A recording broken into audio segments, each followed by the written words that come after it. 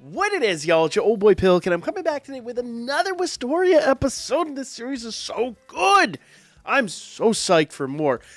If you guys haven't been checking out the series, we're just going to get into the spoilers right away, so just appreciate it. Hit that like button, come back and check us out after you watch the episode or binge the series. I know a few of you out there are waiting to binge the series, but let's just get into it. This episode opens up with, once again, another flashback with Elfie and Will. And Will apparently has this paper out, and there's a lot of this talk about, oh, he's got no magical ability, but he's going to try to meet her at the top, become one of the great mages. And there's even more talk about this barrier that protects them from the craziness around them, how the world's just kind of collapsing. There's more talk about that at the end of the episode, too. So there's just a lot of world building right now. What I thought was really interesting, so a lot of cunning in this character.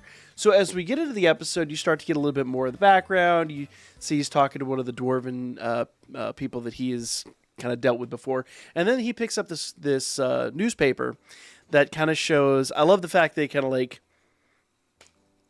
borrowed the magical imagery that kind of animates and all that stuff. And the fact that Elfie, the girl he's infatuated with, his friend from childhood or whatever, that old girl's like invented not one, not two, not 5, 12 different types of magic. She just invented magic. She's just an absolute unit at this point. Like, old girl's really showing her value, and obviously you see why she's one of the top mages. So they're really setting her up to be just a dominant force in this magical universe, and obviously him not having magical ability, it really does just kind of show the diversity in their characters, but you can kind of see, like, why he's striving so hard to get to that level, because he wants to be with his friend. I'm sure it's a little bit more than that, but whatever. They don't really dive too deeply into that. A lot of this is still just fairly innocent. So obviously there's more than that, because obviously he wouldn't be going as crazy as he is. Speaking of crazy, so old boy comes back to his dorm room, and you find out that the person that he is kind of bunking with, he's able to basically craft magical items. And he's like, yeah, the magical items I asked you for. And dude's like, that's kind of straightforward, isn't it? But immediately when Will takes his shirt off, you get a look at the physique that he has been hiding from everybody. And what in the Ippo Baki Gots level of just insane. Dude is beyond ripped. His rippedness is ripped and then ripped again. And of course he's covered in scars. It really, I mean, at this point it's a trope. Like, obviously that's just the way these characters wind up being. But he is an absolute unit. Just nuts. Just nuts. So obviously, all of this is to give you an idea. Like, obviously, everything that they're doing here is to give the viewer just this imagery of a dude who's been through hell. He has been through literal hell and back. It's nuts. It's completely bonkers. And amidst all of this, there's talk of this like training day. They go down to the dungeon, and basically everyone else in this class is down there just kind of, like doing some practice magic and all this stuff. And he saunters off to another corner of the dungeon, and there's this little girl with like braided hair, and she is surrounded by these giant, like, beastly penguin monster looking things. I'm sure somebody's going to correct me what they're called, because if you're at the manga, sorry, I'm anime only at this point still. Not that I will be for long. I'm hooked. I'm totally hooked. But nevertheless, these giant penguin-looking things are surrounding her, and Will comes out, and he just bodies them. And when I tell you he bodies them, he cleaves these fuckers in two, absolutely just, and there's just blood everywhere. It's insane. It's absolutely nuts. And and all of the said and done, you really start to get this idea, like, he is, I mean, you know, with Belle and the others, I'm going to compare a little bit Danmachi here for a minute. Belle obviously is a little more gentle, a little more thought-provoking, especially after meeting the Xenosloth. No, there's none of that here. This is just gore, and it's amazing.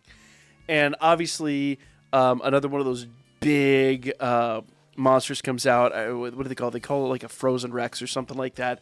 But it basically looks like a Metagross with an extra set of arms and like a bajillion eyes. And it is firing like this ice laser and just eradicating everything. In fact, they know that there's something there because he finds these ice crystals essentially just kind of floating midair. And this thing attacks, and immediately, old girl's like, "That's it. We're doomed. We are done. We checked out. We're dead." And Will's like, "I got this." Like casual, just walks up. And he takes one of his magical items, and he literally starts binding this thing in ropes. And you're like, well, hold on. I'm like, that was a magical item. What the hell is that? And it's just literally a fuse that also explodes. I think calling it a magical item is a little bit of a misnomer.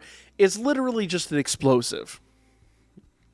I mean, it's magic. It's a magical explosive, but it's an explosive. Like, it's, like... Essentially, it's a nerd's rope made out of M80s instead of nerds. I got no better analogy. It's what it is. And blows this thing to hell. And the whole scene is just insane. The animation quality in this series is top tier. We've talked about it a lot on stream, how much I wish Danmachi would get this level of treatment. I don't think it's going to happen. JC Staff, best I can tell, isn't even like capable of what these guys are capable of. But it is bonkers. And you get kind of a whiff that old girl's, there's something up. Like, why is she over here? She starts kind of talking to herself in a different voice. And after all is said and done, you essentially get like a post-credit sequence. You get the credits and all that. You're like, okay, there's like 5 minutes left of this episode. What's going on? And in the post-credit sequence, old girl's just walking down a hallway. You're like, yep, knew it. I knew it. There's more than meets the eye. And old girl goes into the group, into the room with all like the big, basically their version of the Illuminati. And you've got Elfie sitting over there like she's Black Bolt, and you've got, like everybody's in the room, like with the exception of the one seat dead center that's completely empty. And these people are bickering, they don't get along, that some people agree, like this dude is bound and determined to be here. Some of them are like, he doesn't have like a magic, what's going to happen? And Elfie's literally sitting over there in the corner, sprawled out in her chair, like, just like not paying attention to anything. Like none of this is any of her concern. She is so far above the people at the top that she doesn't care about their mere existence. Kind of makes me wonder, is there more to her? Wouldn't be surprised about that. We'll kind of cover speculation on that a little bit later. But nevertheless, I'm kind of like sus of her, but it seems like she might have more going on underneath than we kind of realize. But this whole post-credit sequence is off the chain. So I assume we're going to get more of this. I mean, the whole series is moving very quickly. I assume episode 4 is just going to kind of tie up some more loose ends. We're going to get some more just brutal. I mean, this series started from go just absolutely off the rails. In every single episode, there has not been a cool down episode 1. It has stayed up there at the top, and I'm shocked I haven't heard more people talk about this series. Fantastic series, absolutely in love with it. Can't wait for episode 4. If you can't wait either, hit that old thumbs up button. If you haven't subscribed already, we'll talk more Wistoria, we'll talk more Danmachi. Whole reason I'm covering this series, since some people have asked, is because Omori, the person who wrote the Danmachi light novels, is actually the writer for the manga. He's writing the whole story for the manga of the series.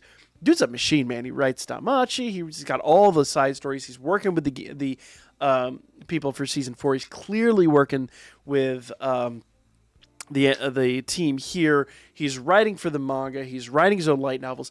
Dude released 6 or 7 light novels last year alone. I think for a while he was releasing one a month. Dude's a machine.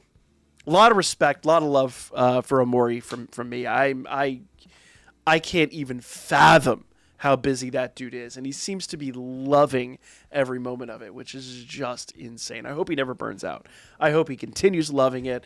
And I think I speak for the community that we genuinely appreciate all the work. So more Wistoria coming. Make sure you guys subscribe, and I'll catch you guys for the next one.